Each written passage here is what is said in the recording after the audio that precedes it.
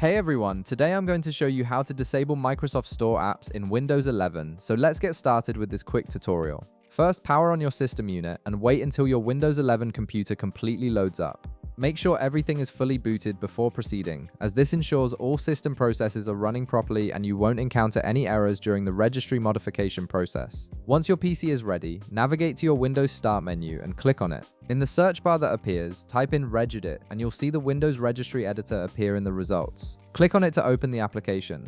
Now be aware that the Registry Editor is a powerful tool that controls core Windows settings, so it's important to follow these steps carefully to avoid any unintended changes to your system.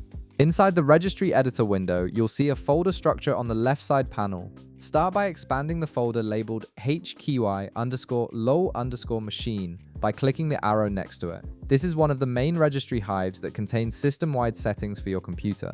Next, locate and open the software folder within this section. You'll find a list of various software-related registry entries here.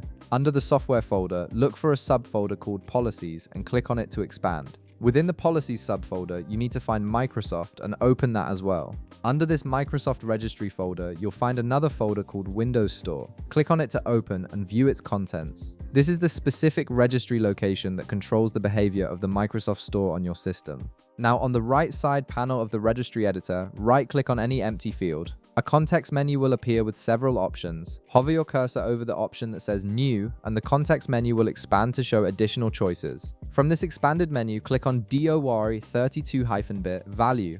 This action will create a new registry entry in the Windows Store folder. You'll notice that a new registry file has been added to the list. Right-click on this new entry to modify it and rename it to Remove Windows Store.